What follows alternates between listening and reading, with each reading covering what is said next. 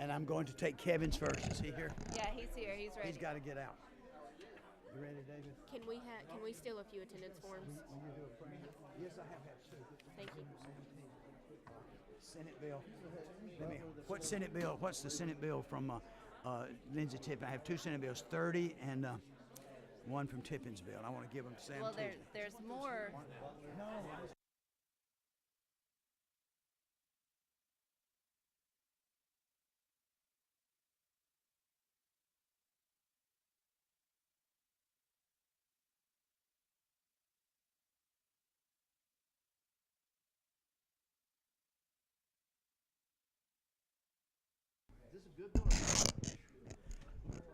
All right, would the meeting please come to order?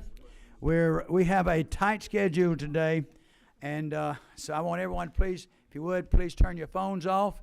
Again, as we always say, if you have any questions, see Kaylin over here or Jennifer, and they'll be glad to bring the message to the committee members.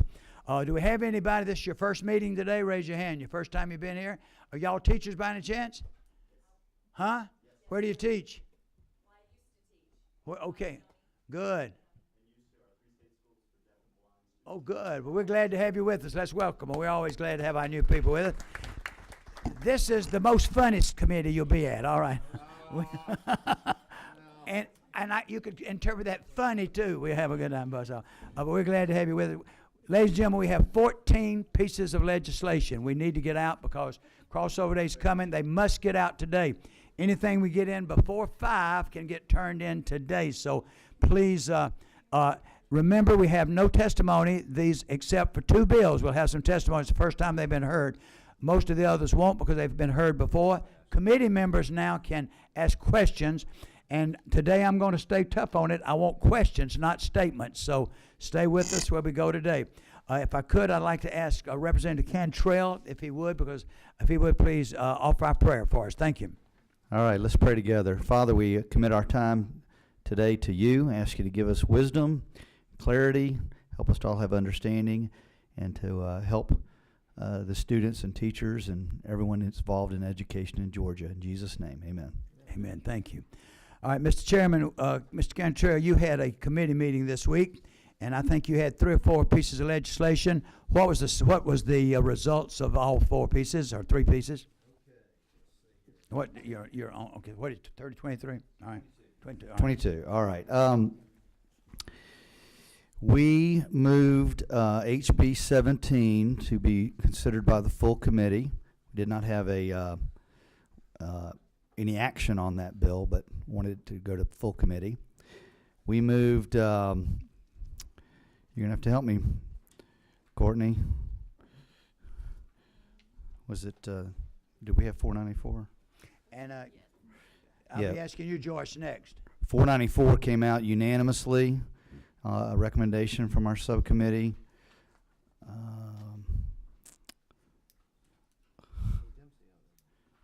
That's the one I just said. Was that it? I think that's it on this All list right. that I'm looking at, unless Okay. I'm missing something, Mr. Chairman. All right. So is that it? There were more. This is not I'm not looking at check the it right out, I'll list. come back. I'll find out. Representative Chandler, you had 2 bills. What was the status of your bill? What's your number? Mash your button down there, where I can. Mash it. All right, there you go. Should be on. The 2 bills that we heard, I have to think of where they are and what they were. 844 and also HR 1036. And what was the And recommendation? These both passed out unanimous. Unanimous. Okay, very good. Representative Cantrell, was there any other thing you see? Was that it? I'm working on it, Mr. Chair. All right. So we'll go ahead. Let's go ahead now. Then we'll start and let you look at. Let's start with the first bill. It's House Bill 781, Representative Kevin Tanner. This bill has been heard. We had to have some amendments made. It was in rules. It was referred back to the committee to amend and to perfect, and now we're hearing the changes, and so Representative Tanner.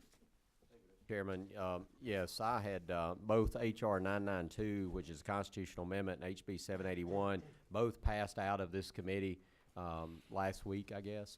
But I had requested that and made a motion on the House floor today to send it back to this committee because I wanted to make some changes based on some of the comments I heard at the committee last week. I felt like there was some concerns about some specific areas I might be able to perfect. So we worked hard and worked with some of the members of this committee to try to make that happen. I'll start with the constitutional amendment, if it's okay, Mr. Chairman, H.R. 992, which is LC 337326S. That's the substitute that's before you. Everyone have that one? It's there in your folder, all right? The only change to that, Mr. Chairman, is before this was allowing for flexibility in the E-Splosh up to 50% flexibility, and we changed that on line 52 from 50% to only 35%. We felt like we wanted to narrow that focus down a little bit to make it less than we had before. That's the only change in H.R. 992. Now, at HB 781, which is the actual enabling legislation where all the real work is done, LC 337361S, there's substantial changes in this legislation. We cut this legislation down very substantially. One of the things that I know Representative Carter had some concerns with was around the state charter school issue in the bill. That's been taken out, so these funds cannot be utilized for that any longer. There was some concerns and really some complications around us trying to match up language with Splosh language, so we just removed all of that out of the bill so that we could narrow our focus down to what we were really trying to get to. We also made changes to make it clear that these dollars, these 35% of flexibility, could not be used for core curriculum salary positions.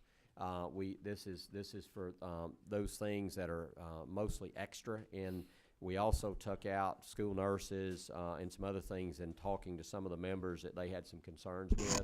One of the things that's still in there that I think is timely with the conversations around school safety, on line 66, school safety enhancement is in the bill, and I know we have a lot of our school systems focused on that right now. They don't receive specific funding for that in any other manner, so they could use that for cameras or safety enhancements at their schools as the local board deems necessary. Now, just to quickly recap, this in essence will allow local boards, does not require local boards in any way, to have the option of asking their citizens, ultimately the voters would have to approve it, whether or not they would like to consider using up to 35% of their E-Splosh money for things other than building buildings. Like we talked about before, and you heard a school board, one of the school board members here, they're forced now to only build structures and buildings. This will allow them some flexibility, a small amount of flexibility, to update existing buildings, and then also to be able to do some specific programs that will enhance the school. The School Board Association has been engaged on this, and they're supportive of this effort, and we've talked with them from the beginning of this process. So this gives local control within limits to a local school board, and we feel like this is a good piece of legislation, Mr. Chairman. And I can tell you that from my local, and one of the other things I want to mention is that it does not affect in any way, and it's on line 77 through 80, making it clear, and this was important to the local school board association, that it does not affect QBE funding. It cannot be counted toward their QBE funding, and that was a concern of local schools, and we made sure that was clear. That's right. And Mr. Chairman, I know that you traveled around the state, and I've been with you several times around the state. One of the things we heard over and over from local systems is flexibility and local control. Nothing more local than giving the ability of a local board to ask their local citizens and ultimately the taxpayers whether or not they want to have this type of flexibility. But we did place some good limits on it, and we removed some of the items we heard at committee last time that people had concerns about. Yeah, that was heard over and over. They wanted this, they wanted the flexibility for this. Now, what I'm gonna do, I'm gonna work differently today. You're gonna be able to have comments, but first, I'm gonna take a motion on the bill. I'm taking a motion on 992, and that is the Constitutional Amendment with the only change 35%. I have a motion. Do I have a second? I have a second. Now, is there anyone would like to say anything about the Constitutional Amendment? Any question? I see a couple of buttons. I don't know if that's number 24. What's your question? Thank you, Mr. Chairman, and to my very good friend. You and I have had some dialogue on this. Would you be open to an amendment on the constitutional amendment that would allow for fractional use instead of being used for maintenance and operation? And you mentioned this to me before, and I'll give you the same answer. I personally do not have any problems with having the ability for a local board to have fractional tax. I can tell you it's my understanding that the State School Board Association is opposed to that. I've worked very hard to try to build a consensus with that group in this legislation, and I would hate to lose that good working relationship by saying, yes, I'm okay with it. I would prefer those conversations be had with those bodies. Is it possible to have the state school board comment on why they would be in opposition? No comments. I may ask that. Is there anyone from the state school board here? I said no comments. I'm not going to get into that discussion. If you're interested in that, you can make an amendment or you can offer another piece of legislation. I'll give you that privilege. You can amend this or that, because we've had the discussion, yeah, and y'all have had plenty of time to talk. Okay? You want, Reverend Teasley, what would your pledge be? You want to offer an amendment?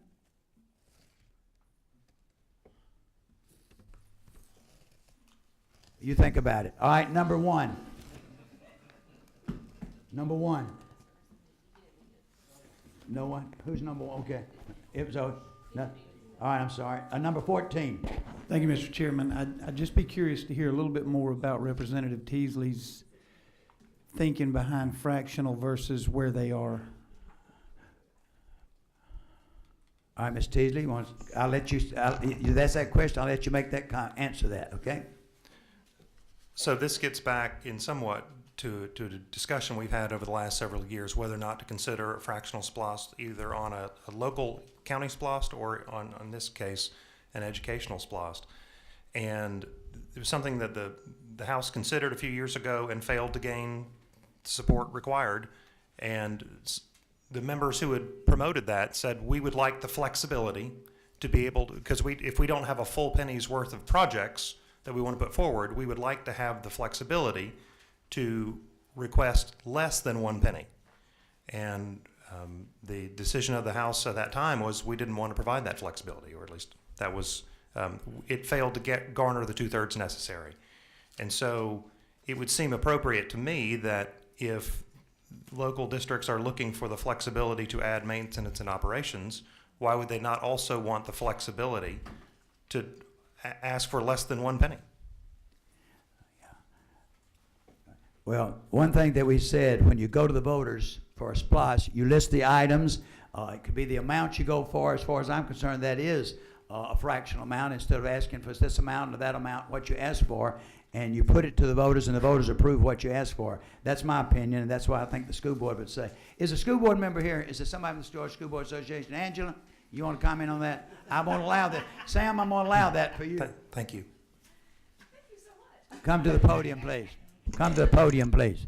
We actually have no legislative position. It's never come up at our delegate assembly. No school board has ever put forth that position for us. I do remember the discussion several years ago and talking about it. I would say that I'm inclined to think that the members would oppose doing that. This would allow them to use the funds in a different way rather than going for the fractional amount. And I think after the recession that we've just come through, the changes in the tax digest and other changes that have happened in their local funding, I think they would be very reluctant to call for a fractional amount without knowing what would happen over that 5-year period. So I think that this would be very, we do support what Representative Tanner is doing, and I think that would be a good one also. Okay. All right. Any other questions? Any other questions? We have a motion. We have a second. Do we have any amendments? All right, no amendments. All right, we're ready for a vote. All in favor of House Bill 992 as amended? No, not as amended. Excuse me, substitute. House Bill 990. House Resolution 992. That's LC 337326S. That's what we're voting on. The resolution. Please indicate by saying aye. All opposed, like sign. I have one no is what I think I have. I got question on that. If you're a no, raise your hand. I hate to put you on the spot where I can count. I had one no, okay? The rest, I assume everybody else is yes, because you must vote. Everybody must vote. Now hear me. All right, so it's one no and the rest yes, okay? All right? Wait a minute. That's what I'm saying. People, listen to me. Huh? I'm going to call the vote. You must vote. And you do not have the privilege of not voting. Everybody who's in favor of this resolution, raise your hand.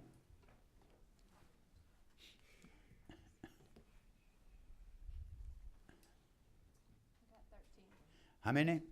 13. Everybody against it, raise your hand. All right. There we go. 5, okay.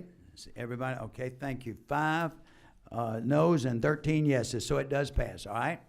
Now, let's go to House Bill 781. Substitute LC 33736-1S. Do I have a motion? I have a motion. Do I have a second? I have a second. Any questions? Number 18. Thank you, Mr. Speaker. Representative Tanner, you mentioned, I don't see it in here, about nurses or certain groups that were- wouldn't be covered? They were removed. Okay, so there's nothing mentioned one way or the other? No. Okay, I was trying to find nurses in No. here, so it's all gone. Okay, Yes. thank you. All right, number 16. My apologies. I thought that the last vote was for HB 781. It was, So no, you vote. We you voted vote- on the substitute. We voting, you were voting for the substitute to 992, is what we just voted for. Oh, I forgot we had the resolution and the bill. The resolution, I'm sorry, House Resolution 992. Now we're voting on House Bill 781, substitute LC 337361S. Any other questions? Any other questions? I'm not going to rush you. I'm sorry, I seem to be rushing. I'm taking my time. Anybody else have a question? I have a motion and I have a second. All right. All in favor indicate by saying aye. All opposed, nay. All right, y'all want to record it? All in favor, raise your hand. I should have done it. All in favor, raise your hand.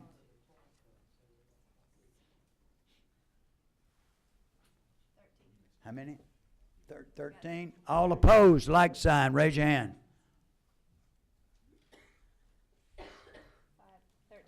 13 to 5. Okay, thank you, Mr. Tanner. you. Representative Tanner, I appreciate it. Good job. You have to get to transportation now, I understand, so, all right, thank you. All right. Keep me straight. Keep me straight. All right, next on the agenda is House Bill 718, Representative Sandra Scott. All right, that's House Bill 718, Representative Scott, okay? Good afternoon. Thank you, Mr. Chairman and members of the committee. If you would come sit at the table here where we can talk to you.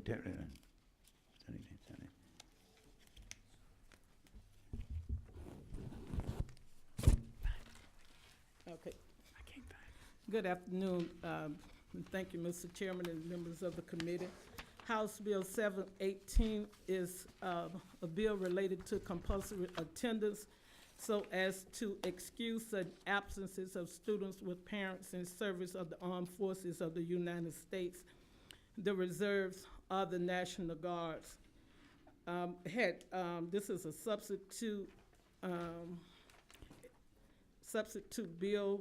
We had changes made on line 24 where we had discrepancy about the number of excused absences, and it still was a little discussion between Dan Holtz with Commissioner Roby and Mr. Gibney with the Department of Education, but came to a conclusion and still says that a student whose parent or legal guardian is currently serving in previously served on active duty in the armed forces of the United States, in the reserves or the armed forces of the United States on extended active duty, or in the National Guard on extended active duty, may be granted excused absences up to a maximum of 5 school days per school year, not to exceed 2 school years for the day or days missed from school to attend military Affairs sponsored events provided the student provide the documentation prior to the absence from a provider of care at or sponsored by a medical facility of the United States Department of Veteran Affairs, or an event sponsored by a corporation exempt from taxation under Section 501C19 of the Internal Revenue Code. Those are the changes that were made to the bill. Isn't it true that you said everything is permissive, may, and there's no mandate in this bill? Right. Is so that true? Right. That was a change on line 24. You're right. All right, they may grant. Yeah. We just recommend it, don't have to, okay? That's, because it was a shall, we changed that to may. Is that not correct? Right. All right, that was in your committee, I think. All right, do I have a motion on this bill? I have a motion. Do I have a second?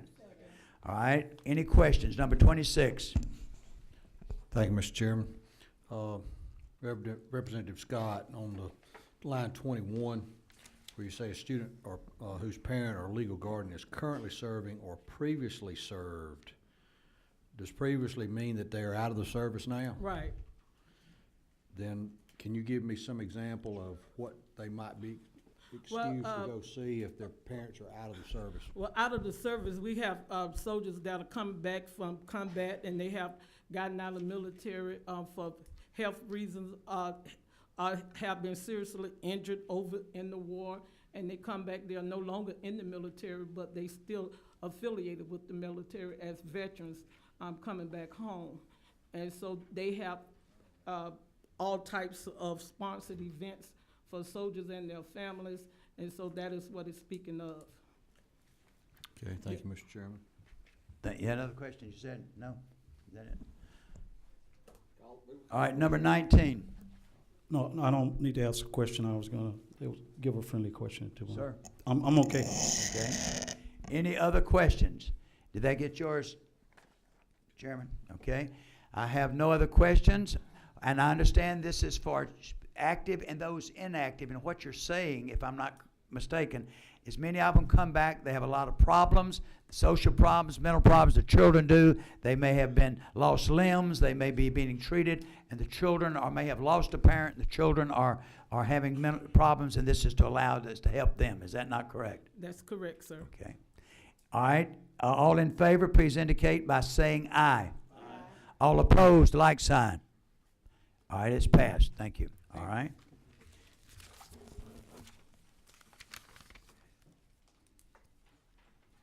All right, next on the agenda is House Bill, Representative Katie Dempsey, House Bill 494.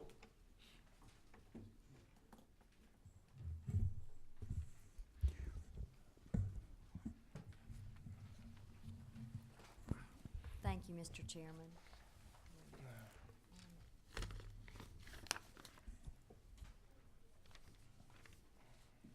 I bring this to you on behalf of the Georgia Department of Early Care. Pull your mic up to you because it's not picking up real well. Sorry, I There, bring thank this to you on behalf of the Department of Early Care and Learning, DECAL.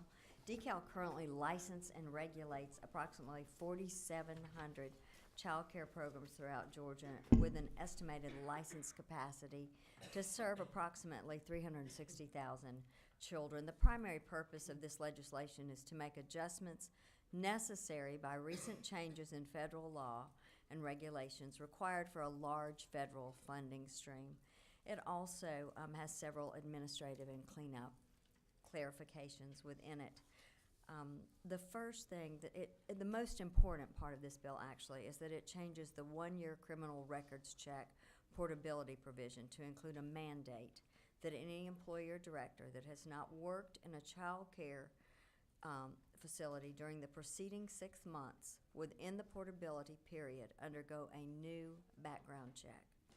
And the real meat of this bill is on the very last page. If y'all would look on page 14, line 475 through 478, that is what this is dealing with. The comprehensive records check should no longer be valid if the employment has, if they have been separated from employment for more than 180 days. That's 6 months. So that is to be in compliance with federal law. It also modifies the existing definition of employee. It adds certain misdemeanors involving minors and other offenses as additionally covered crimes that will exclude certain individuals from working in a child care facility while children are present. It proposes other cleanup, as I said, for consistency and to make it clearer. And there are no additional costs to this bill. All of it will be managed through existing resources. All right, you have the bill. I'm going to take a motion. Do I have a motion? I have a motion. Do I have a second? I have a second. I have several questions. Number, in this order, 27. Over here. Hi, Chairman. I have a question about the Georgia Child Care Association. What was their position on this particular bill? They were supportive of it. Okay. They were in the subcommittee meeting yesterday and spoke to it. Okay, thank you. All right, 26. Madam Chair, on line 16, 17 and 18, I was wondering why the hearsay was inserted into the code.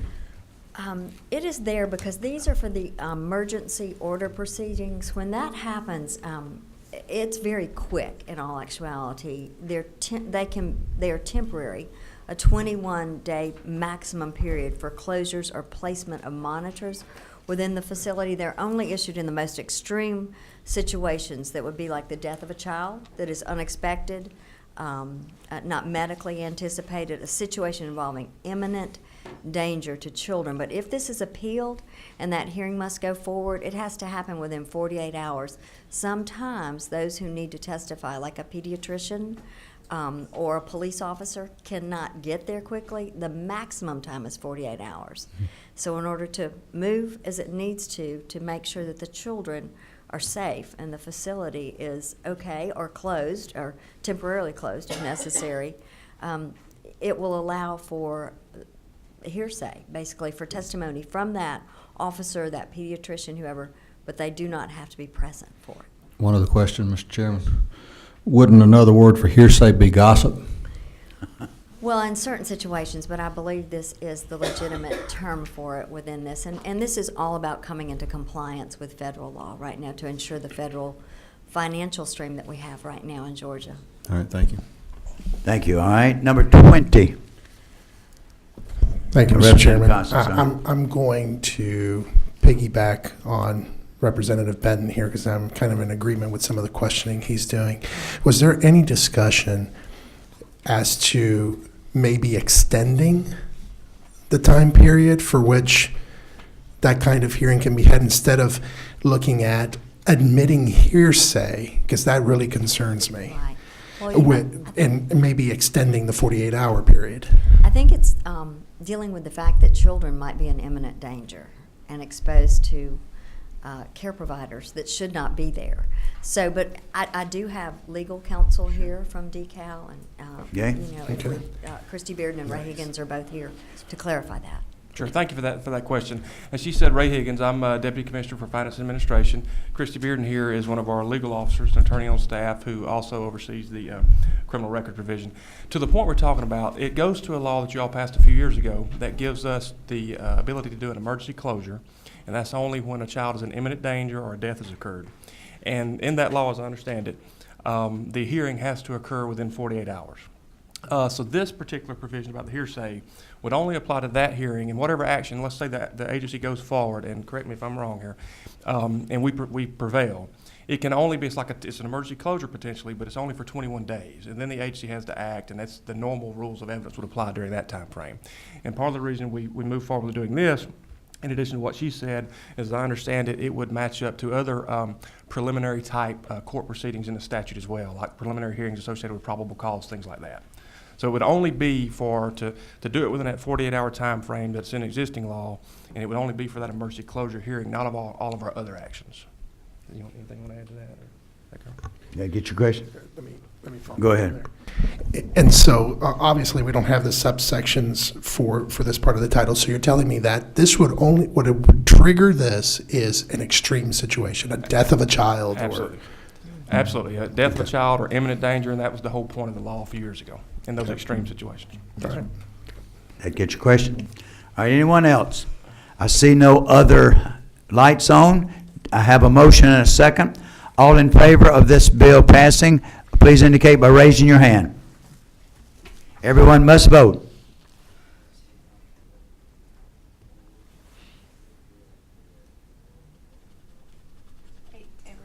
Anyone against? That's it. Okay, I should have done that. All right, unanimous. All right, you take it ahead.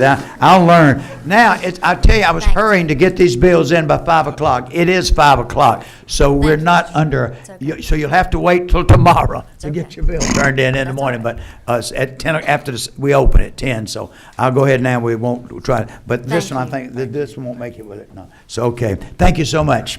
Next, I have Representative Houston. If you would come forward, we're going to hear House Bill 844. Penny Houston, that came out of the committee. Representative Chandler said it was unanimous, and so if you will come forward.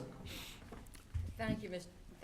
Chairman, and thank you, committee. And I've asked, most of y'all probably know Dr. Kenny Moore. He is with the Department of Education, head of state schools, and I also have Dr. Stacy Tucci. She is with Georgia Pathway to Literacy and Learning.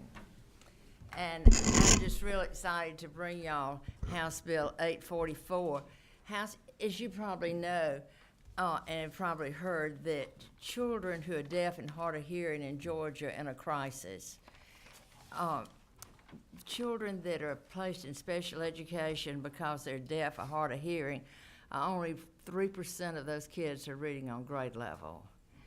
And in 1999, we started testing infants for hearing. And we tested them, but really nothing, we had a plan, but nothing really happened until they started to school. And we found out since then that you have to have intervention early. And so this is the work that has been done, and I really bring this on behalf of the Georgia Commission of Hearing Impaired and Deaf Persons. And they've been working on this plan for about 5 years, and it's sort of a brainchild of Dr.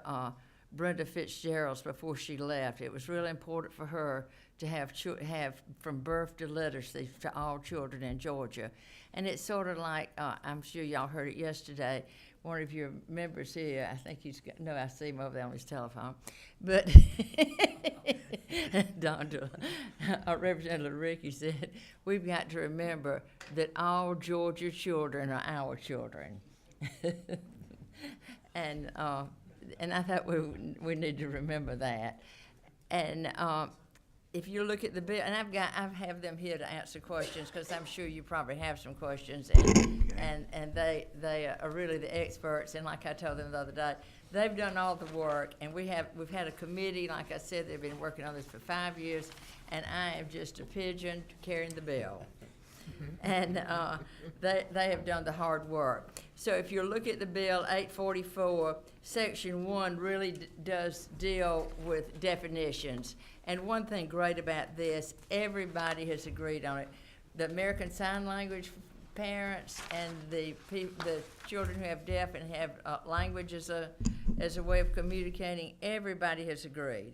And you'll notice that we have changed the name of the commission to the Georgia Commission of Deaf and Hard of Hearing.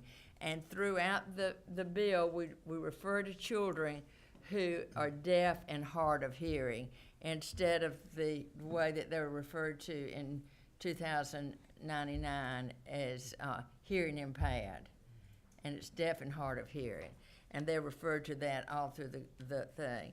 And you'll see it tells you about who's going to be on the commission now, changing the membership from 7 to 12, and it lists everybody that's going to be on there. You can read it if you have any questions on that, and think of anybody that should be on there that's not. We will be glad to entertain an amendment, but I think we covered everybody. And the commission is related in statute, is to advise the governor and the General Assembly and the Commission of Human Services and the Commission of Health on development of policies and programs that will make these children productive citizens. And so they'll be reading and on grade, this is so they'll be reading on grade level when they're in the 3rd grade. We do have lots of kids who are mainstream that are reading on grade level, but we don't track them, so we don't know how they got that and what they did. But we do know that the children that are placed in special education are not receiving the type of training they need. And if you have any questions, I'll be glad to have them answer 'em. I'll answer them. Basically, I think the community needs to realize it was a great hearing yesterday, a lot of testimony, that this is simply bringing all factions together. They've been split, they didn't agree. This is the first time that both groups are coming together and they're agreeing on things in these committees, so it's a very, very great idea. All right, I have, I want to entertain a motion. I have a motion to pass. A second? I have a second. Discussion, number 14. Mr. Chairman, thank you. I was just I was on my phone texting Miss Penny some sign language about how much I love this bill. Okay, all right, all right. That's a good idea. I'm proud of you. All right. No, hey, way to get, you're a smart guy getting out of that. That's pretty good. All right, number 20, Representative Casas. Thank you, Mr. Chairman. Representative Houston, maybe for the benefit of the committee, and maybe your guest can help us out with this, is I'm seeing the creation of various bodies in this bill. Is that correct? It's all under the Department of Commission, the Commission of Deaf and Hearing. There's a part with a task force, Correct. and then the task force, which is made up to bring together the Department of Public Health, Department of Education, and Department of Early Learning, and is to bring all these departments together. And then you have input from parents, and that's another task force, parents who really have experienced with children who are deaf or hard of hearing. And we need to hear from these parents and let them have a choice and say how they can best take care of their children. Okay, so the commission is restructured. The task force involves multi-agencies, and the stakeholder advisory brings in parents. Yeah, and the people that are on the commission are usually somebody that's already on the task force. Okay, right, because And I we've saw got that the people commission appoints. operating in silos, and we're trying to bring everybody together. I see. And work to make it productive for the child. And so to understand what's going to happen here, the stakeholders are going to advise the task force is going to advise the commission is going to bring recommendations to the General Assembly. Right. Wow. And they haven't been doing that because you had two factions out there in the past, and they've been working on about 5 years. You had the Braille group, and you had other groups that were. This has been a 5-year work to get everything. Everybody's on the same page. Everybody's happy. Finally. Would you, if you'd like to hear from them? Well, is that, it would pretty well interpret what Representative Costa said? Good question. You amen it or want to say anything? That's correct. All right. 13. Yes, thank you, Mr. Chairman.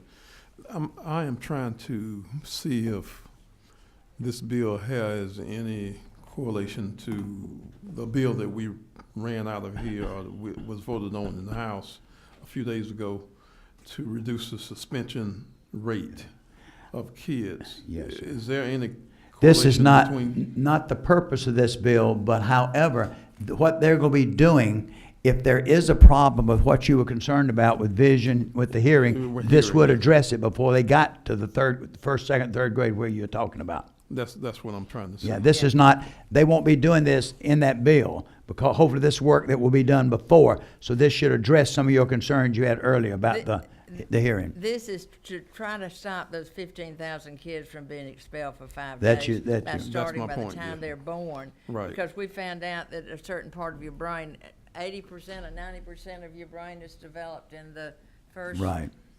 3 years. And these kids are not getting that. And a lot of kids are not getting that. And this is part of the from birth to literacy. And these children have been left behind. And so that would address what you're saying, they get them early, and when they come to school, they would have their hearing and all that checked, so that should not be a problem, right? So this will be statewide with all our Yes, sir. schools, public schools? Yes, sir. Okay. Good, good. deal. Thank you. All right, Okay. And I hope we can get that 15,000 down by Down, this exactly, bill. right. Okay. Good And question. with your bill too. Yeah. Good question, Right. Representative. Thank you. All right, any other questions? I see none, so I have a motion and a second. All in favor of moving this bill to the rules, please indicate by raising your right hand. Anybody? I guess I should have said it. Anybody against it? Or who's against it? Anybody against it? All right, unanimous. Very good. That's easier. I'll do that. All right, thank you. Good job.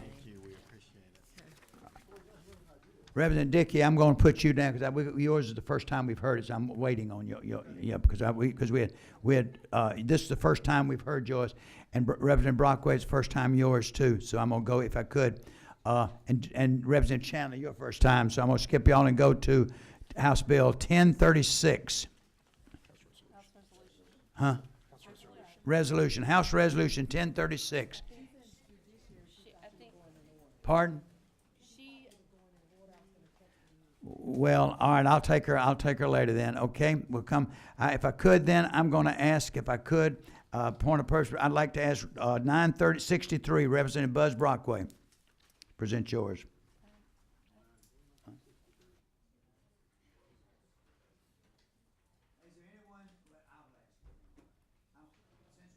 Sign-up sheet, this is the first time I will allow a couple of comments to the audience if you would like on this one, all right? Representative Brockway. Thank you very much, Mr. Chairman, and thank you for agreeing to hear this bill. And members of the committee, bring for you House Bill 963, LC 337358. And what this is attempting to do is create a structure where we can encourage more certification opportunities for students in high school. And so we would ask that the State Workforce Development Board would consult with the Department of Education and the Technical College System to identify industries and certification opportunities for high school students moving forward, that then these students could then take, and if they want, they could pursue a continuing education in college or technical college, or they can take these certifications directly out into the workforce. And we put some parameters on what sort of certifications those would be. They'd have to be an occupation with wages at least 70% of the average annual wage of the state. And excuse me, there's also some reporting requirements that the Department of Education would do, so that we in the legislature could take a look at that, and that the Department of Education would know what's going on and how many students across the state would be taking part of these certifications. And look, I think this is important because we're realizing across the country that not every student needs to go to college, and what's important is for students to seek the path that they want to seek. And if they want to go in the IT field, for example, there are a number of certifications that students can obtain and take that and go get really, really good paying jobs right out of high school if they're talented and have these certifications. So that's the purpose of this bill, and I would be happy to entertain any questions. We do have a couple folks here who can help us answer questions if need be, and some industry folks who can speak to it as well. Mr. Chairman. So all right, I'm going to take a question from here. I'm not going to take a motion on this yet. 27, what's your question? Hi, thank you, Representative. I do have a question. What would be the difference in what's currently being done with the CTAE program would make this different from certification? Yeah, there are a couple differences. One of them is the requirement that these credentials lead to annual wages of 70% of the state average.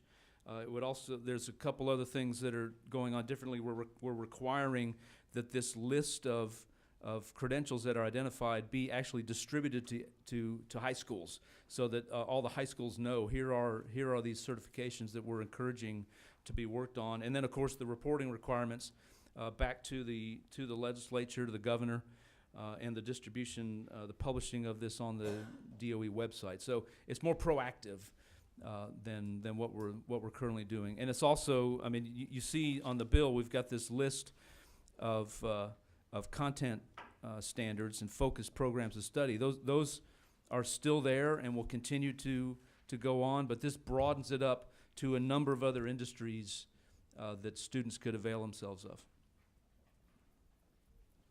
All right, number 28.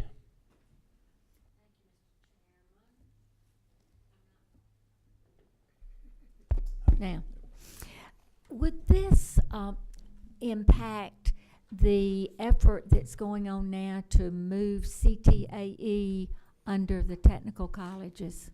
It would, I don't think so. We don't think so. We think this fits nicely with that. It's flexible either way, whether the legislature chooses to do that or not. I think this could work either way. Mr. Chairman, may I ask One one more, other one quickly?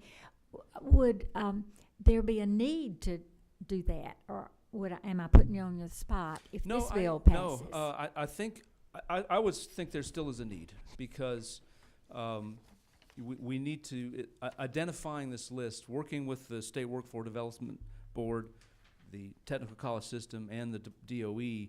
I think that collaborative effort to generate this list of these industries will be very useful. Whether CTAE is involved in this or not. If I may ask you, who encouraged you to do this bill? Mr. Mahoney with Excellence in Education, brought Okay. this. And there's what was his reason? Well, there's been discussions among a lot of groups here in Georgia about this, and we're seeing this happen in other states. Florida, for example, implemented a program similar to this, and we had students, it went from about less than 1,000 students earning certifications to over 70,000 students earning these sorts of certifications that they can take out into the workforce. Okay. Have you had conversation with the State Department? I have not, no. Why? Well, honestly, sir, I've been busy and I haven't got around to that, so I apologize for that. I think that's very important. Yes, So, sir. Gary, could you comment at this time? He's still reading the bill. I know he is. He's just reading. He's still reading. I talked to him earlier. I'm sorry, Mr. Chairman. Go We ahead. have not had the conversation with Representative Brockway about this. However, we don't oppose this effort to create some momentum between the entities that are listed in the bill, and that being the workforce oversight and technical college system and the Department of Education. As long as we're all working together, we need to develop some synergy and energy to move this forward, because one of the most successful programs in the state of Georgia has been the CTAE Pathways. Yes. We're now over 80% graduation rate, and we think that graduation rate has increased 6 years in a row because, in large part, due to the pathway development. But we still need for that to continue to move forward, and that momentum needs for everybody to be looking at those industries and identifying those certifications that are necessary, and we're talking about those that have good pay scales and not just the low pay scales. So we're not opposed to any effort that's going to synergize and energize this effort to make the pathways even stronger than they are now. And that is going to require the DOE to be involved. It's going to require the technical college system. It's going to require the business and industry. Everybody that's already been listed is going to have to be enlisted to make sure we continue with this growth. Representative Brockway, the reason I did this is I had already talked with Gary, with him about it. You set me up, sir. And Representative Cantrell knows this yesterday. Don't leave, Gary. One thing that Representative Cantrell remembers yesterday, very forcefully, he said, why weren't we, we would love to be part of the question. And I think that's many times they're the last to know, and that's why, when we're going to do these things, the impact and what we're going to do. So I was playing with it. I apologize, but I think it's very important, because I talked with him, because he had a couple of more ideas of other things he felt should be added to the bill. Is that engineering and other things? Is that correct? Energy in particular. Energy. So that's why he said this. He liked it with other things too. So that he thought would be. Thank you. Okay. Other questions? 26. Thank you, Mr. Chairman. Your list has 16. What have you added besides what the governor has put on his list of things? The list of 16 is already in current law, so we're not adding anything into that. What we're setting up is this framework to allow these discussions to go on between the entities that we've got listed in lines 34 to 36. Okay. Thank you, sir. Get your question. All right. Number 16. Thank you. My question, on line 42. See, I'm getting straight to it. On line 42, in light of the conversation you haven't had with the Department of Education, it says that the Department of Education shall ensure that the promoted list is annually distributed. So that's some strong language that you guys haven't conversated about, and I don't know if you want to keep that or make it more of a suggestion, because right now you're mandating the Department of Education and you haven't talked to them. But I like what you're doing. Yeah, so. I want to mandate it, yes. I want the shall to be there. Okay. But thank you for the question. All right. And the department has no problem with the shall. Is that correct? We're okay. Sir? We're okay with that. Okay. Number 18. Well, I'll debate about whether they asked this or not, but I thank you, Representative Rockaway, for maybe taking my question here. Absolutely. If we've already got something going along this line, we've got as I was thinking of what Chairman Benton said earlier about the pathways we've already got listed. I'm still a little confused on why we need legislation to do this. I mean, we're working towards that already. It looks like we just get these people together and lock them in a room and say, hey, y'all work this out without legislation. And the other thing I was thinking, the lady mentioned getting information to the school systems. I don't know how in a high school that's got 2,000, 2,500 students, if we send an email to a school system and said, hey, this information is available, I'm not sure how much of that ever gets down to the individual student. If it don't get down to the student and the parent, I'm not sure sending it to a high school is going to do any good at all. And I'm concerned about how this information would get down to the ones that really want to see it or who needs to see it, which is the student trying to decide what they're going to be doing. So I don't know what kind of benefit we might have in that. I appreciate the question, and I would, that's something I think we'd want to work out with Department of Education, how that process works now. I would hope it would mean like guidance counselors are disseminating that information to students who might be interested in these sorts of things. Yeah, I think we got one counselor for every 400, 500, 700 kids or something later. Sure. Yeah, I mean, I understand, but it would that's also awful hard. Teachers who are teaching welding, for example, yeah, could say, hey, you can now, under this new state law, you can get a certification in that you can take out into the workforce, or you can continue further education. So I think teachers would embrace this too. Okay. So thank you. Number 20. Thank you, Mr. Chairman. Chairman Brockway, thank you for this work. And I may be in agreement with Representative Maxwell on the fact of whether we need to legislate the notifications. But what I do like about your bill is that we're adding the ability to add to this list. I think there was a few years ago a senator tried to add leadership. Yeah. And we will be coming back constantly to this committee to add to those 16. So I like that you put a mechanism in there for that list to grow as the needs grow. So that was it. My question is, I know you're trying to put parameters in, but 70% of the annual wage in the state, will these type of jobs ever get to 70% of that, especially if high-tech jobs and film industry and all those kind of things are moving into the state? It's going to push the average state medium wage up. And so there could be things that kids are interested in certifying in that may not reach that threshold. So what was the logic behind the 70%? The intent was to direct these toward jobs that will help folks get to the middle class. That was the intent. Okay. And I'm certainly open to discussions about that. That 70%, whether that's the right amount or not. But that was the intent, to try to we could throw it open to every job on the planet, or we could focus it on jobs that are going to help kids get into jobs that are going to pay well. May I do a follow-up, Mr. Chairman? So since you've had advice as to constructing this legislation, I guess I'd like some more information on why 70. Where did that number come from? Yeah, if Mr. Chairman, if it'd be okay, we could. Ryan is here and could help if he'd be. I'll let you. You may bring someone to. Yeah. So Ryan, if you can come on up and help us understand that better.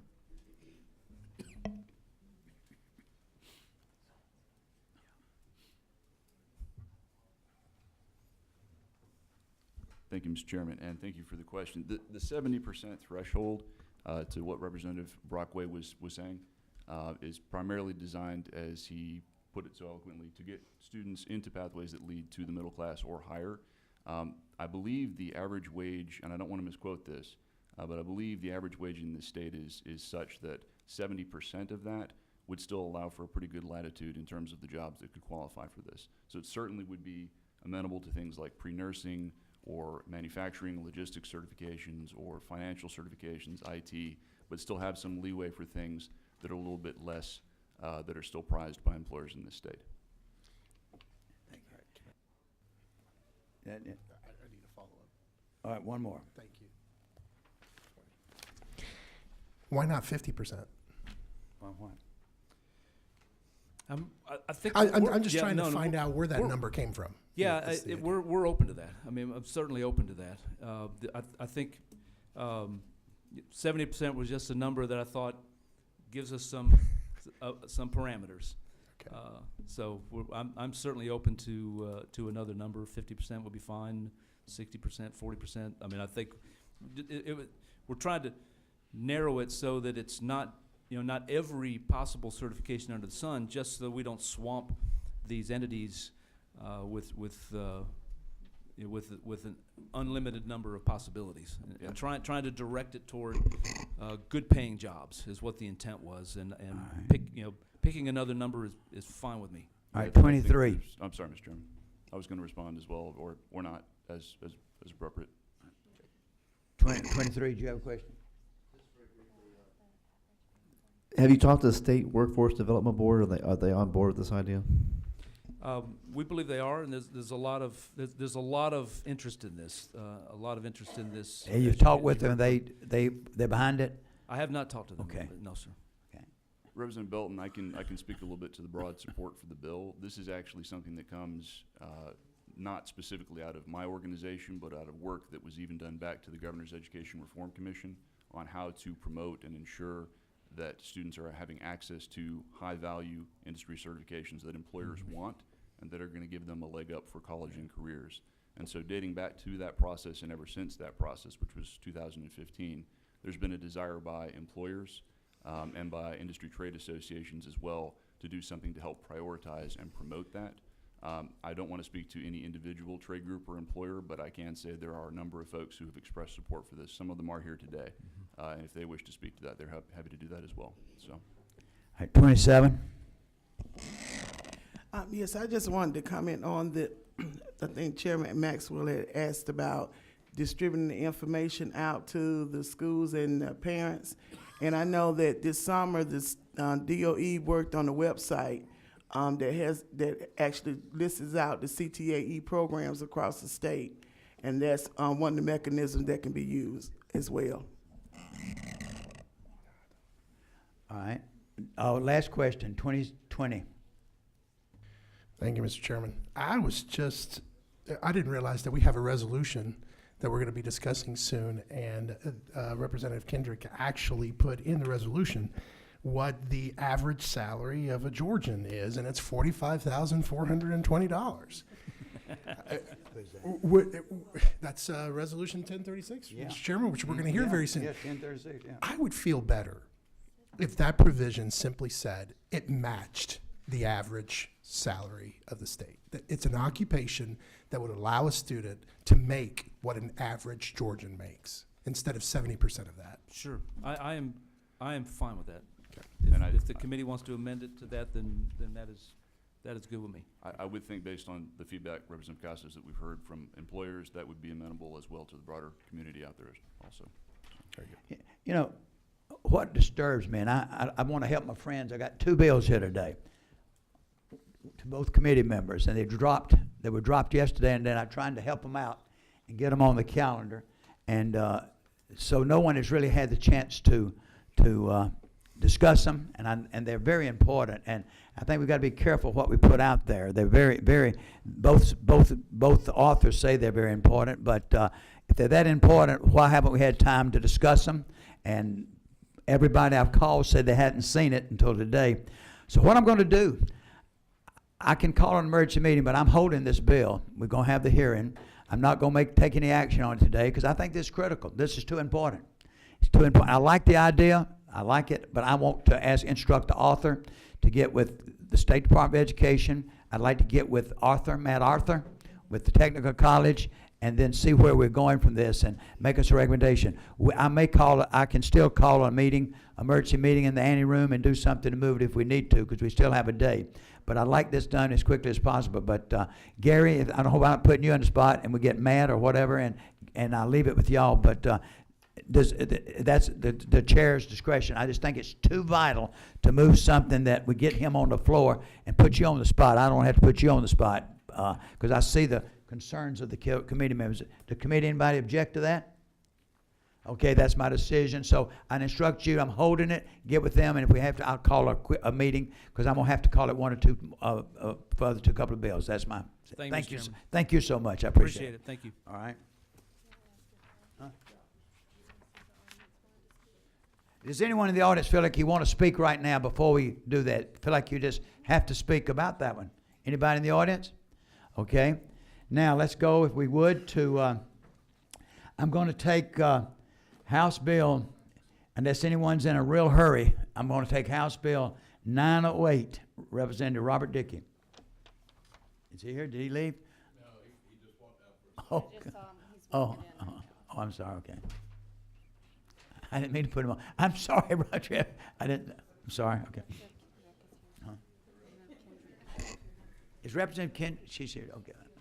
Oh, you want let me take hers, and I didn't realize. All right, Representative Kendrick, I didn't see you walk in. You come on and do yours while Representative Dick is getting ready. We'll go with his next. All right, Representative Deshaun Kendrick, House Resolution 1036.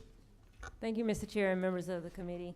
I'm bringing House Resolution 1036, and I've had the pleasure of working with the Department of Education and with Gary McGibbony on this. But this is an urging resolution urging the state of Georgia to fund a public awareness campaign in order to support students going into STEAM-related jobs. We know that there's a gap in students that are actually trained for these jobs and the actual jobs that are available.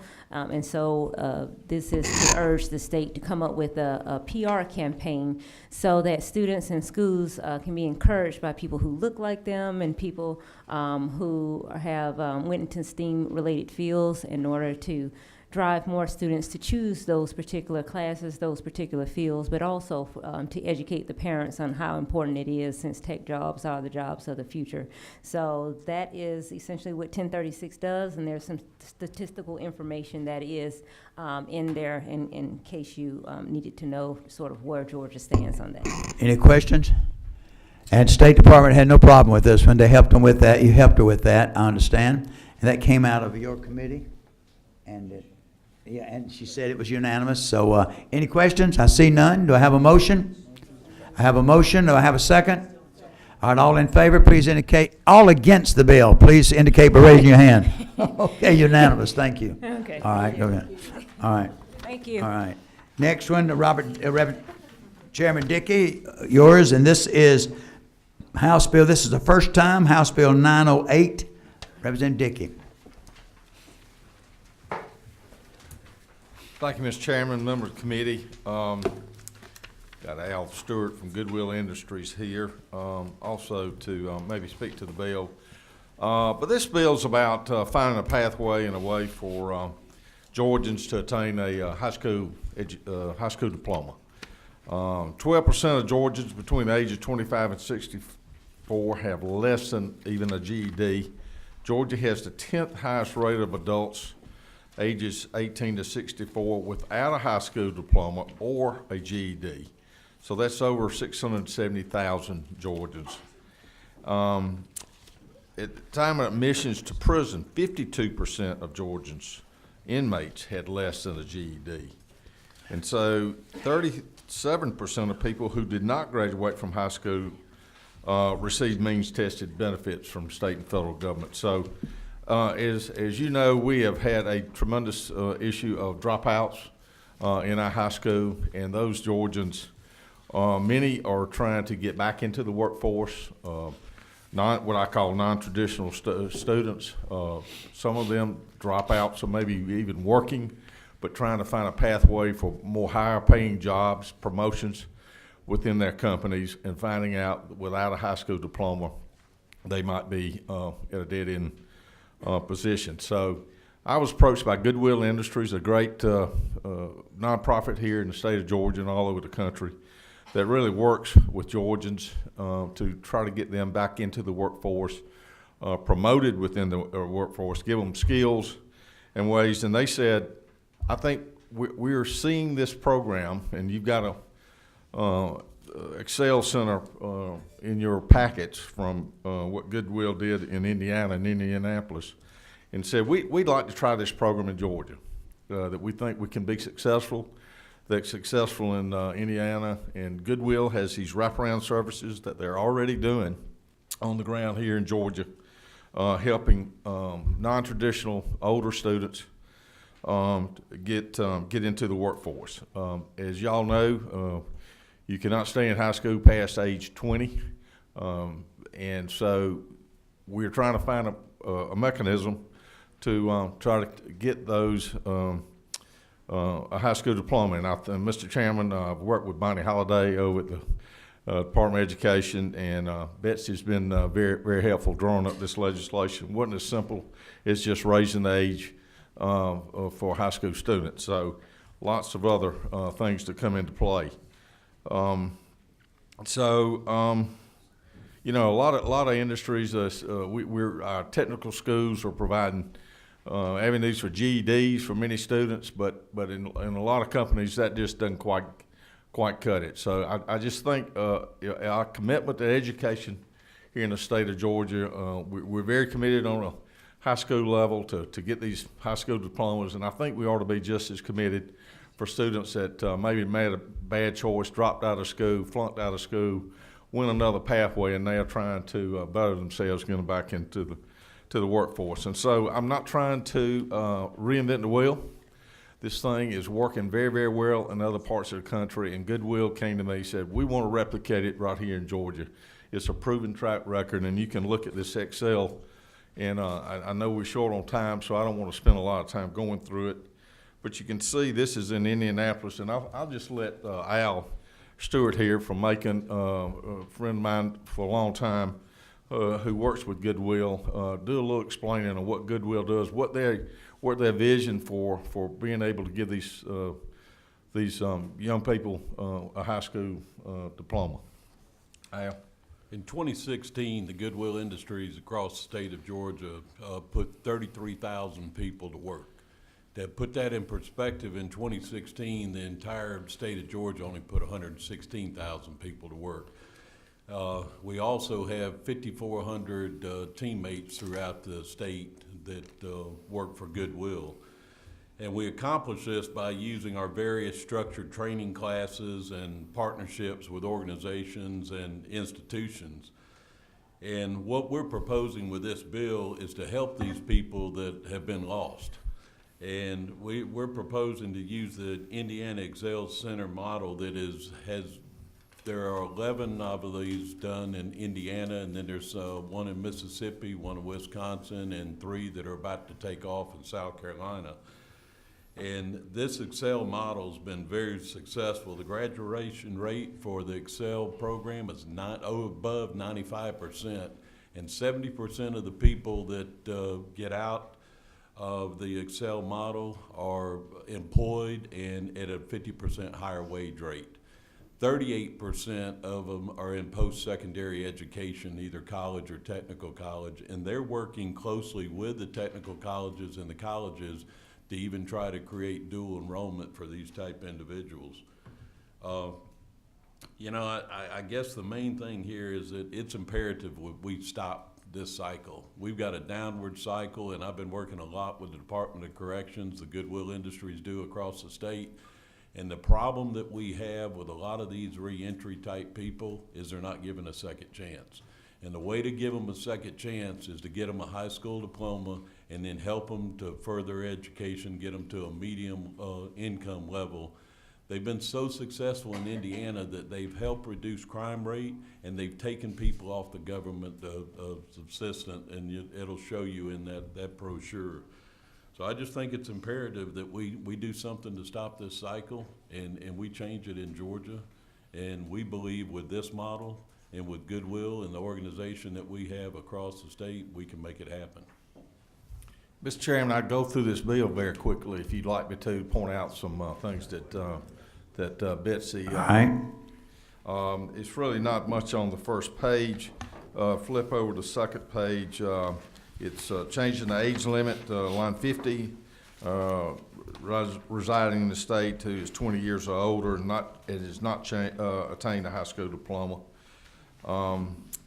Keep going, lines 76, the State Board of Education shall establish rules, regulations, policies, and procedures for charter petitions. So I think I got a little ahead of myself. We're asking for a state charter for this school.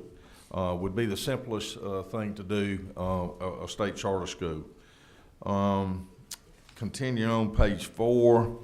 Again, 104, some things about charter schools that overage population wouldn't apply to this particular, some things that wouldn't apply to this school, since it is going to be sort of a very unique type of charter school. It doesn't conform to what a high school or any other type of lower school charter school would do. It just has other things. Line 114, the State Board of Education shall annually determine the amount of funds needed for the operation of this startup charter school that serves only overage population. So we realize it's so unique, it's going to have a unique funding formula for it, and so we prepare for that in this bill. On over to line 162. We allowed for the local Board of Education we don't want to take anything away from our local Board of Education. If they want to do this same thing, we're going to let them do it and to perform a local charter school if they so choose. I don't think they will, but I didn't want to leave them out and go straight to a charter school without going through the board denying that for them. Other things unique about this state charter school, only serving overage population. The very last thing, if you flip on over to line 253, right at the end, again, the State Board of Education shall annually determine the amount of funds needed for the operation of any state charter school serving overage population. So that's tried to keep it simple. Tried to go to this other Excel model, a state charter school. I think it's exclusively focused on getting these high school diplomas, getting these students back in a job setting and advancing their careers. So that's what we try to do with this bill. Let me say, and Gary, if you'll correct me, at 20 years old, the state stops funding students. Is that correct? Unless they're in special education. Sir? Unless they're in special education. Yeah, but let's say, the special needs they do, yeah. All right, but isn't it true that if the schools wanted to, they could go ahead and allow these children? Because I know several high schools that have 60 and 70-year-olds that have graduated. Is that not true? That's their decision. That's their decision. They could do it, but they get no state money. But if we gave state money, let them have the state money, they could do it. But the problem, some of the superintendents told me, isn't it true, that they did not want to have a 35 or 40-year-old gentleman maybe sitting in the class with younger students, or even ladies, they were worried, or maybe some that had been released from prison, which, that could have or had records. Is that not true? That is. Go ahead, you can. Yes, I'm Mr. sorry. Chairman. Oh, I didn't know who you addressed. No, that's all right. Go ahead. Yeah. Yes, that is true, and we did not want to open that up. I didn't think that was a good idea. We want to silo these students with experts such as in this charter school where they're solely focused on those older age students. But I wanted to be sure people knew they could do it if we let the money go, but that's the concern the schools have. Is that not correct? Yeah, so, gosh, there's tons of questions. 11. I'm going to take it in this order. Thank you, Mr. Chairman. I like this idea, but I'm not getting my head around the mechanism of it. Would this be an online school? Would Goodwill have a classroom somewhere somebody helps them? How would how would this, would you build a brick and mortar school, or how would it work? Yes, it is a brick and mortar school, and they have, in Indiana and Mississippi and these other locations, it's actually you build a brick and mortar and you separate them from any other school system.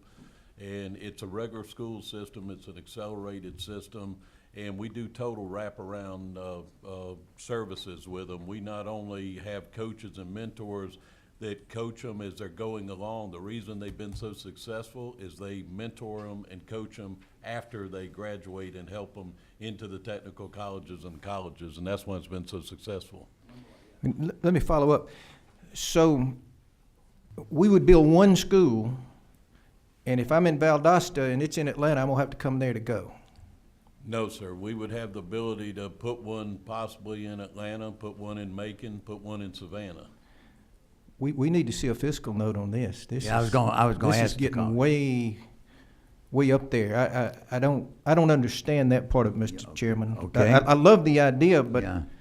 unless it's gonna be something that you do online and maybe you have some places out there where people can help them, I can't see building a new school in 6 or 8 places in the state to do this. I can't get my head around that. Thank you. All right. Bonnie, I'm gonna have you come on up to the table. I'm gonna ask you some questions in a minute. 27? Yes, I have a question. Being that we have the technical college systems of Georgia, I'm interested in the other states where he was saying that this is operating. Is there a system, technical college system set up like we do here in Georgia that offers the adult education? And why couldn't we allow the technical college system to be able to do the high school diploma instead of what they're doing now with the GED? Well, thank you for that progression, but I think our technical schools have not asked to do this. They're very focused on GEDs and have not really stepped up. And I think what occurs to me is these wraparound services that are so important that I think technical school has not really prepared to do that, or has not had the ability to do that. So, yeah, I mean, I think what Goodwill really intermeshes with our technical school with a lot of the instruction and those type of things. So, you got that, and some of the states, I know South Carolina, some of them do have that, and I'm not sure. I could find out. Indiana, I'm sure, does have technical colleges and technical school systems. But to answer the previous question is, Goodwill actually has, they put the money into the brick and mortar, and then the funding comes for the students that are in the seats. And Yeah, that's that the way wasn't they did communicated that. earlier, yeah. Yeah. Yeah, I want to ask you this. That answers When I it. met with him, when I met with you, the question I asked you, had you discussed with the technical colleges? And you said you had Yeah, not. You- well, no, we've actually talked to the technical colleges. I talked to technical college in Okay. Macon. Okay, yes, And sir. they seem not to have any problem with it. They would like to have some of these students over taking courses Good. with them on dual enrollment and that sort of thing. But they're So- not interested but in yeah, offering this diploma program. Chairman Nix, I think you'd apply to the State Charter Commission for school, and as funds are available to them, they would approve this school. I'll take these, because then I'm going to come to you, Bonnie. 26. Hey, Mr. Chair. I'm going to kind of piggyback on Chairman Nix's concerned about the cost. We heard yesterday that just by adding 1 year to the age of mandatory attendance, it was going to be tremendously expensive.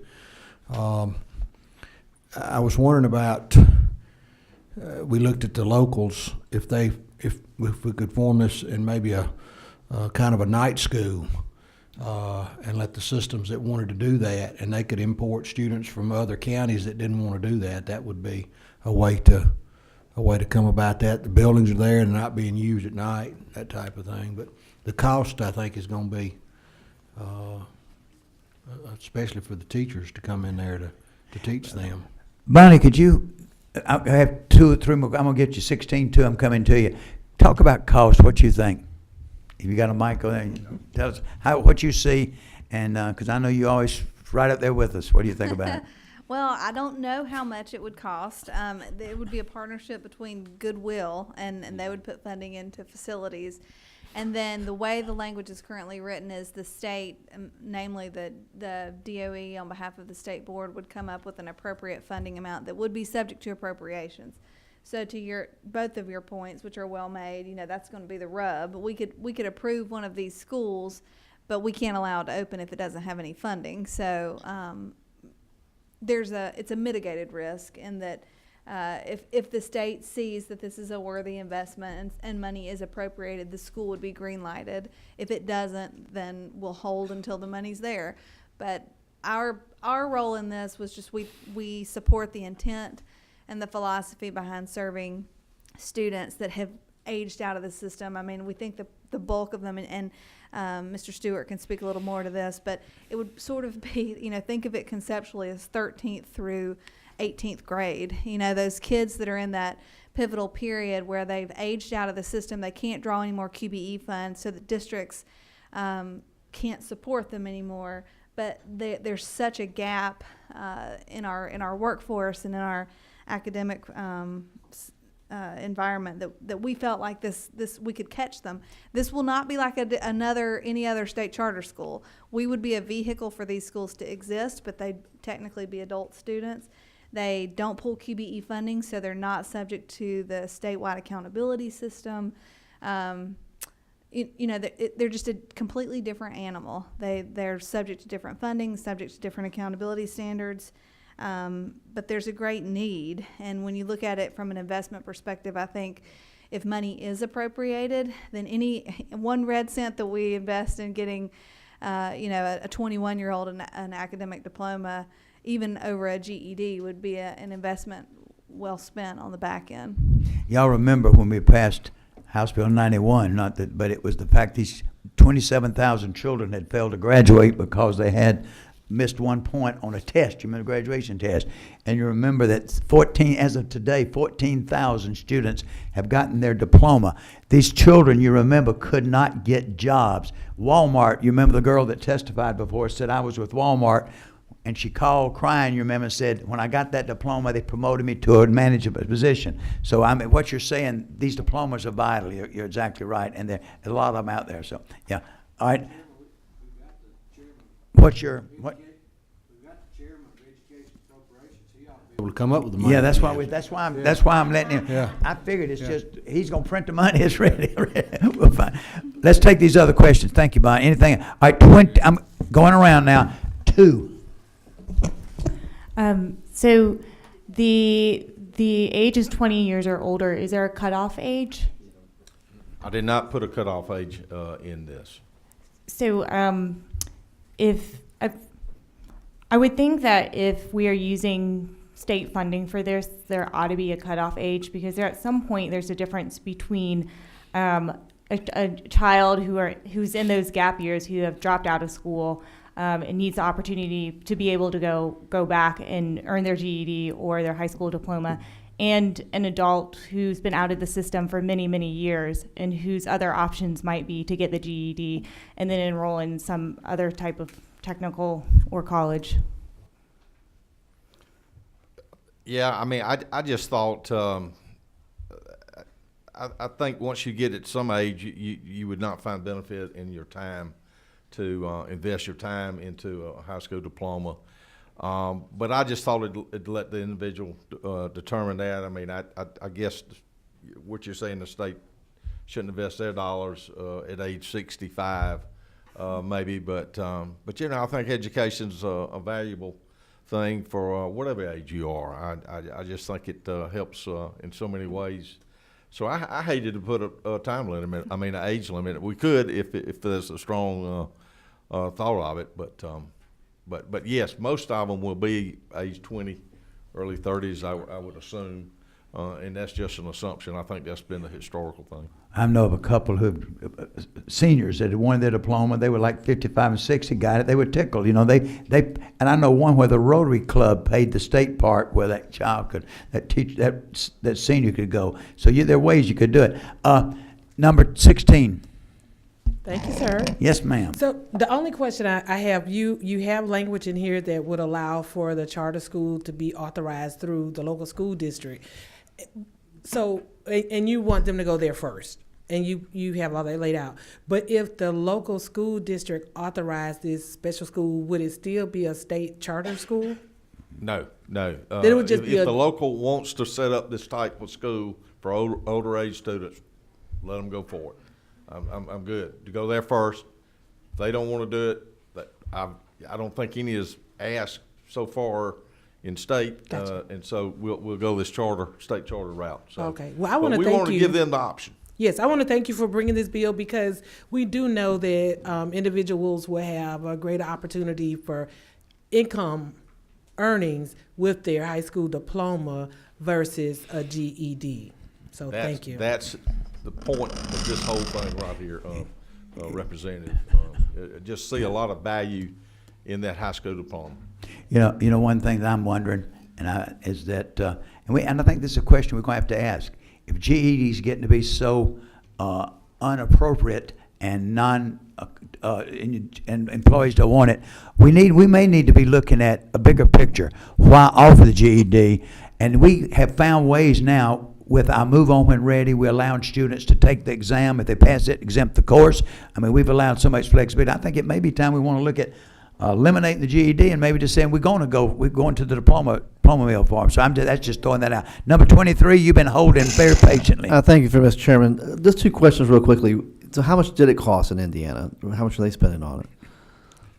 I don't have those exact figures. I know that they are funded, and their special appropriations funded is how they've done it. But there again, they had some brick and mortar. See, some of the Goodwills have the brick and mortar already. Some of them they work with local school systems that the schools were shut down, and they obtained those. So I'm not exactly sure what the total. And I think this is a great idea. My school board actually does do this on their own. It costs money, and so I think it's a great program, and that's a good idea. Very quickly, what's the graduation rate like in Indiana? Over 95%. 95% graduation Over rate. 95% Well, that's impressive. graduation rate, and as I've said, 70% are going on to be employed at a 50% higher wage, which is incredible. Yes, sir. I'm going to tell you at the chairman's discretion, I'm going to take this one more question, then I'm going to make a suggestion for the committee to consider. 13. Yes, thank you, Mr. Chairman. Goodwill has done an excellent job in our area over in Augusta, and I'm sure all across the state. But my question is, we have prisoners that go through the system to get their GED. Will they be allowed to go into this program as it's set up? Because the GED, again, don't allow them to get jobs in places that they may desire, or they need a diploma. So how would they fit into this system? If they already have a GED, then they would not be, is the way I read it. I don't believe you're able to do that.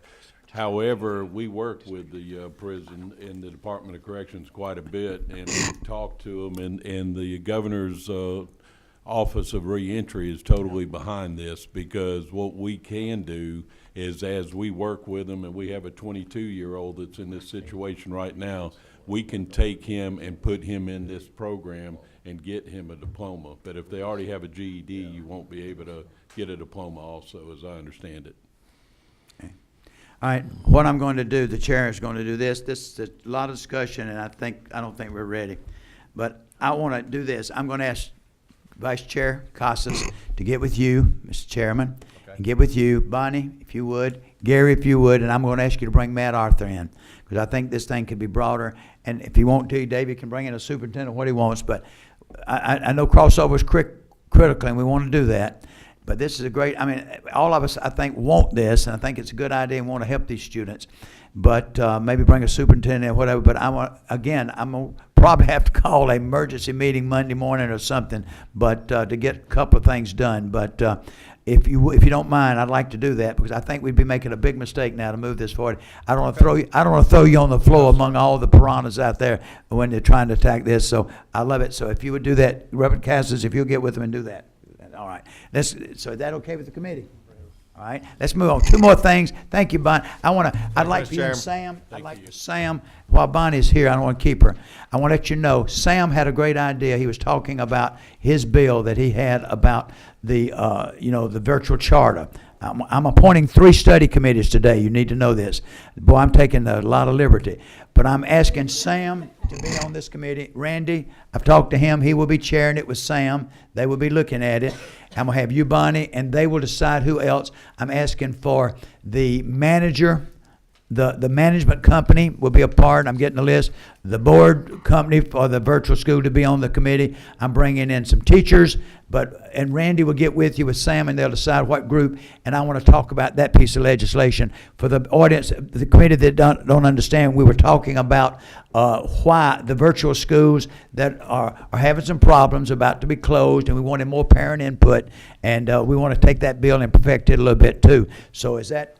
And I talked to Representative Teasley about it, and I talked to Representative Nix about it. They're aware. So that committee, I would like it functioning as quickly as possible, right after the session, come to some suggestions, because they still have a year before the time's up, so we can do something. Is that about what we were talking about? And I think Lou's going to be on that committee too. So, and Randy will call the meeting, and with Sam, y'all can get together. All right, while we're at that too, I've placed 2 bills in Sam's committee that we'll be doing. One will be yours, Representative Glanton. That's a Senate bill, and you got another one that we're going to be putting that. But Dave will talk about that later, because people are going to start peeling off in a minute. All right. Gosh, we're going to have supper at 6:30, and then we're going to go to bed. All right. Varsity. All right, let's go to the next bill quickly. Where's my agenda? Somebody give me an agenda. I got one right here. We're going to go to my bill, and then we're going to Joyce's bill. Y'all will look at the last House Resolution 1162. Pull that out. 1162. This should have no discussion. It should be so moved. And all this is, ladies and gentlemen, is we sent a bill over to the Senate. They're not, I don't think they're going to move it, so we're going to have a House Study Committee on certification. All in favor say aye. All opponent. Huh? What? Oh, I can't do it, David. I'm sorry. Sorry, Mr. Chairman. I'm getting excited. The power has gone to your head, sir. I'm just kidding. I'll entertain a motion. Then there's a second. Any other discussion on House Resolution 1162? Very well. All in favor say aye.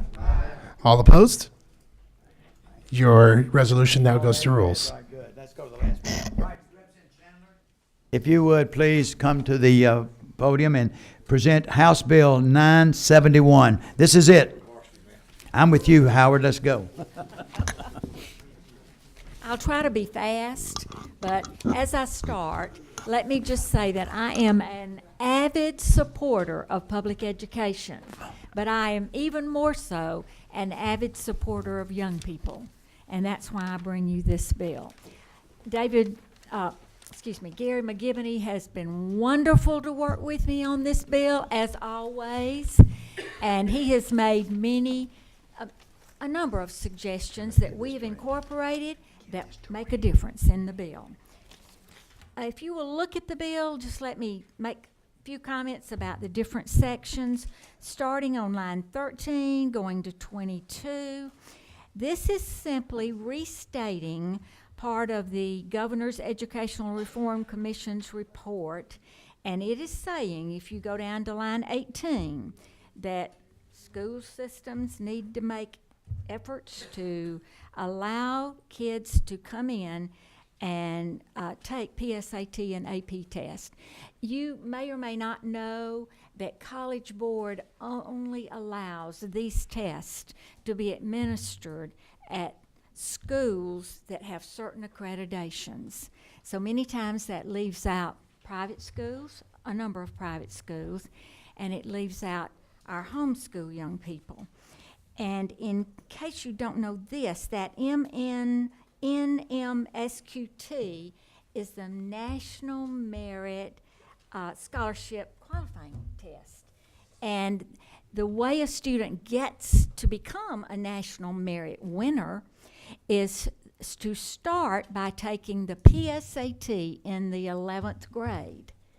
Well, if these students can't get that test, then they are at a tremendous disadvantage. And we want as many of our Georgia students to be national merit scholars as we can possibly have. If you will look at line 23, this is saying just simply that we're asking school systems, and you'll notice on line 24, the phrase shall consider, if it is possible, to make such exams available to any student in a private school or a homeschool program. And I think somewhere in it states that if a PSAT, also the national, that's the same thing, and or an AP exam is not offered at that particular school. Because some private schools do offer these, and they're accredited by an association that is approved by College Board. Now, I realize that this could be probably should be, just a local decision. But the problem is, it's not being done in many of our areas, many of them. I first heard about this last, I think it was in September, when there were calls about students not being able to find a place to take the PSAT. And this was true of students all around our state. And then, as the discussions went on, I heard that the AP exams were also part of this same concern. And I heard about a student, I think in South Georgia, that had to drive 2 hours to take an AP exam, when that same AP exam was offered in his local school system, local school even, I think. I know there are concerns about space and all that. I've heard all of that, but I've also been in a situation where as a school counselor, I was testing 800 or 900 students with a PSAT. And when I had calls for homeschool kids and some of these private schools to come in, 4 or 5 of them, it wasn't a lot. It wasn't a problem to find 4 or 5 more places to test these students. So I know it can be done. You'll notice on lines 28 and 29 that these students will come in and take the exams. But the school system can charge no more than 10% additional. And that would be to cover some of the administrative costs that a school might say it's having. However, and I think that's stated in here too, yes, that College Board allows a school to add additional charges onto the cost that the College Board charges for a PSAT or an AP exam. So there are already some administrative costs built in there.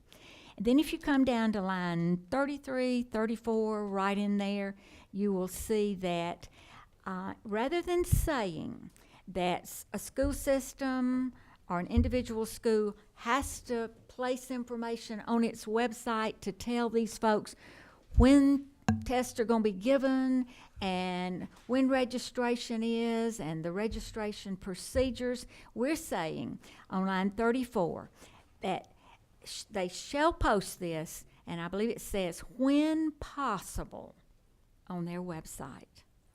So we've tried to address the concerns of the local schools, and I would be glad to answer any questions.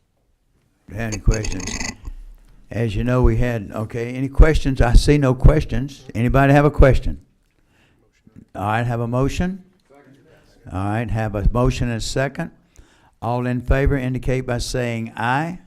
All opposed? Hold it. Number 22, yes. No, this is for what's coming up. Oh, okay. Thank you. All right. Approved, thank you. Go ahead. All right. Yes, Wes? Mr. Chairman, I hate to be the bearer of bad news, but we had one bill that came out of our committee, our subcommittee yesterday that's not on the list. Oh, my. It was Chairman Benton's bill about raising the age with all the students. Yes, that one I'm going to hold. You're gonna hold, okay, Gonna hold fair that enough. bill, yeah. Gonna hold that bill and, not going to, move that bill yet.